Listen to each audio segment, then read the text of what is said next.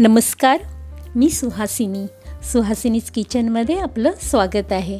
आज ना आपण लिंबाचं लोणचं घालणार आहोत आणि हे लोणचं अजिबात कडू होत नाही आणि वर्षभर चांगलं टिकतं। याला बुरशीही लागत नाही। फक्त लोणचं करताना काही टिप्स आहेत। आपली आई आणि आजी लोणचं करताना जी काळजी घ्यायची ना, ती आपण काळजी जर घेतली तर आपलं लोणचं अगदी वर्षभर चांगलं टिकतं। तर या टिप्स काय आहेत हेही आपण आता लोणचं करता करता मी तुम्हाला सांगते। इथे आपण 12 लिंब घेतली आहेत। ही लिंब कागदी लिंब आहेत। या लिंबाची साल पातळ असते आणि आकाराने ही लिंब चांगली मोठी असतात आणि या लिंबांना ना रस छान असतो, अगदी रसदार असतात। बाजारातून लिंब घेताना अशी छान लिंब डाग विरहित घ्यायची। आता ही लिंब आपण स्वच्छ पाण्याने धुवून घेऊया। आणि लिंबाच्या सालीला ना थोडासा कडवटपणा असतो। तो कडवटपणा घालवण्यासाठी आपण ही लिंब बुडतील इतकं पाणी एका पातेल्यात घेतलं आहे आणि ते आपल्याला गरम करत ठेवायचं आहे। पाणी पण किती गरम करायचं आहे, अगदी आपण हात घालू शकतो एवढंच, म्हणजे कोमटच म्हणा ना, तेवढंच गरम करायचं आहे आणि गॅस बंद करायचा। मग ही लिंब या पाण्यामध्ये घालायची आणि अर्धा ते पाऊण तास आपण अशीच पाण्यामध्ये ठेवून द्यायची, म्हणजे त्याचा कडवटपणा असतो ना तो सगळा या पाण्यामध्ये निघून जातो। ही पहा, अशीच आपण ठेवून देऊया। आता अर्ध्या पाऊण तासानंतर यातलं सगळं पाणी काढून टाकायचं आहे आणि ही लिंब एका स्वच्छ अशा कपड्याने आणि ताट पण स्वच्छ पुसून घ्यायचं आणि लिंबही आपल्याला पुसून घ्यायची आहेत। यांना जराही ओलावा ठेवायचा नाही आहे। हे बघा, या प्रकारे आपण सगळी लिंब सुक्की करून घेणार आहोत। लोणच्यात तेच महत्त्वाचं असतं की पाण्याचा थोडासाही अंश राहायला नको, मग लोणचं आपलं चांगलं टिकतं। आता ही लिंब पुसून झाली आहेत। नंतर एक स्वच्छ आणि सुका चाकू घेऊन त्याने एका लिंबाचे असे 8 भाग करून घ्यायचे आहेत। हे पहा, या प्रकारे सगळ्या लिंबांचे आपण 8 भाग करून घेतलेत। नंतर या लिंबाच्या बिया काढायच्या आहेत। चाकूने अलगद बिया काढायच्या। अलगद का म्हटलं, याचा रस गळायला नको। या फोडीमधल्या सगळ्या बिया काढून झाल्यात। आता यांच्यावर 1 ते 1.5 चमचा आपल्याला हळद घालायची आहे आणि 1 ते 1.5 चमचा बारीक मीठ घालायचं आहे। आणि मीठ घातल्यानंतर हे मीठ आणि हळद सगळ्या फोडींना लावून घ्यायचं। आणि ही लिंब आंबट असतात ना, मग काचेच्या भांड्यातच ठेवायची, स्टीलच्या किंवा कुठल्याही धातूच्या भांड्यामध्ये घ्यायची नाहीत। आता ही लिंब आपल्याला 2 ते 3 दिवस मुरत ठेवायची आहे। दिवसातून एकदा फक्त असंच हलवून परत झाकून ठेवायचं। हे झाकण ठेवून आपण बाजूला ठेवून द्यायचे आहे। आता 2 दिवसानंतर ही लिंब काढायची आहेत। आपण लोणचं करायला घेतो आहोत। हे पहा, लिंब मुरलेली आहेत। एक असा भांडं घ्यायचं, त्याच्यावर एखादं जाळी किंवा कपडा किंवा गाळणी ठेवायची आणि त्यावर ही लिंब काढून घ्यायची आहेत। म्हणजे याच्यामध्ये जे मिठामुळे पाणी सुटलेलं असेल ते सगळं गाळलं जाईल। हे असंच आपण गाळत बाजूला ठेवूया। आणि इथे आपण एक गॅसवर कढई ठेवली आहे। त्या कढईमध्ये आपल्याला अर्धा चमचा मेथीचे दाणे घालायचे आहेत आणि ते भाजून घ्यायचे आहेत। मेथीचे दाणे जास्त भाजायचे नाही आहेत, 2 मिनिटं खूप झाली। आता हे भाजले की एका डिशमध्ये काढून घेऊया।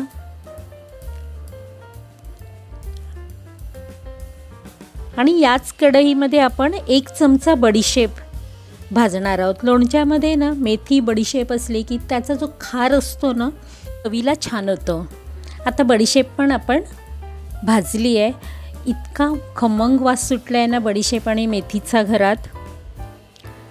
आता याच कढईमध्ये आपण 1.5 चमचा राई भाजणार आहोत।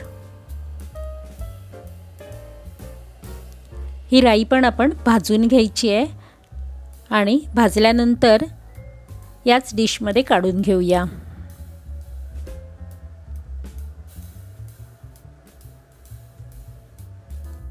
आता ही राई, बडीशेप आणि मेथी थंड करून मिक्सरच्या जारमध्ये घ्यायची आहे आणि याची पावडर करून घ्यायची आहे।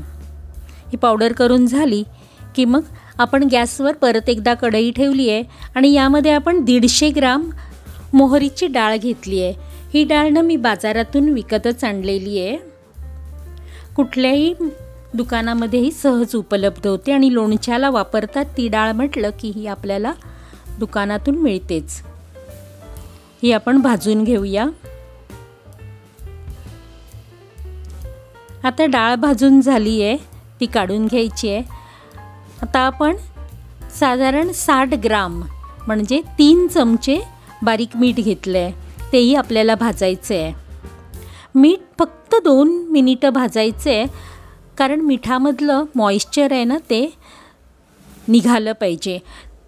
असं मीठ मसाले जे काय आपण घेणार ना जिन्नस ते भाजून घ्यायचे, म्हणजे आपलं लोणचं चांगलं टिकतं। आता इथे 4 चमचे म्हणजे अंदाजे 80 ग्राम लाल तिखट घेतलं आहे, हे पण आपण भाजून घ्यायचं आहे। गॅस अगदी लो ठेवून भाजायचं आहे। तर ही मिरची पूड भाजून झाली ना की कढई आपली गरमच आहे, गॅस बंद करायचा आणि 1 चमचा हिंग भाजून घ्यायचा आहे। लोणच्यामध्ये खडा हिंग वापरायचा, पण मला मिळाला नाही म्हणून मी पावडर वापरते। पण तुम्हाला जर खडा हिंग मिळाला तर तो फोडायचा आणि भाजून लोणच्यामध्ये वापरायचा। आता आपण याच कढईमध्ये तेल गरम करत ठेवलं आहे, साधारण 1.5 कप तेल घेतलं आहे। तेल चांगलं कडकडीत तापलं की मग ह्या मोहरीवर घालायचं।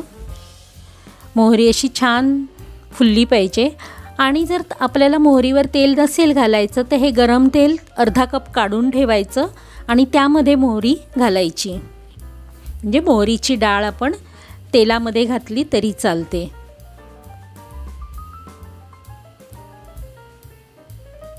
आता ही मोहरीची डाळ तेलामधली, तेल खूप गरम आहे ते आणि जे उरलेलं तेल आहे ते दोन्ही एकदम गार करायचे आहे आपल्याला। अर्धा 1 तास आपण हे असंच बाजूला ठेवून द्यायचं आणि थंड करायचं आहे।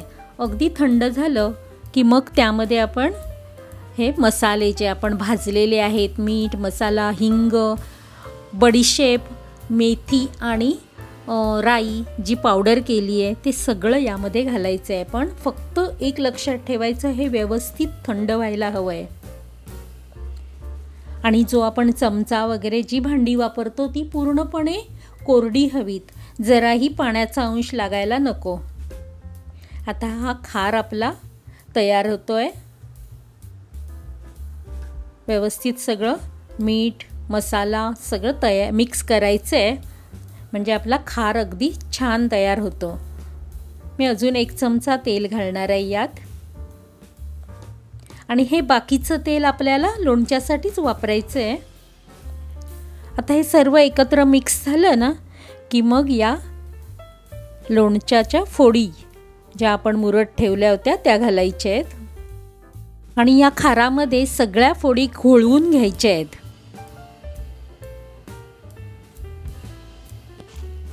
पण असं ना लोणचं घरी बनवलं की खार एकदम छान तयार होतो आणि आपल्याला ताटात वाढताना फोडीबरोबर खारही व्यवस्थित वाढता येतो। आता एक महत्त्वाची गोष्ट म्हणजे हे लोणचं आपल्याला 1 महिना मुरत ठेवायचं आहे। पण हे आपण लोणचं ज्या बरणीमध्ये भरणार आहोत ना ती बरणी काचेचीच घ्यायची या प्रकारे आणि ती आतून बाहेरून एकदम कोरडी करून घ्यायची। यालाही पाण्याचा जराही अंश राहायला नको, तरच आपलं लोणचं चांगलं टिकतं। म्हणून बरणी अगदी आतून बाहेरून अगदी स्वच्छ सुक्या कपड्याने पुसून घ्यायची आणि मग हे लोणचं यामध्ये भरायचं आहे।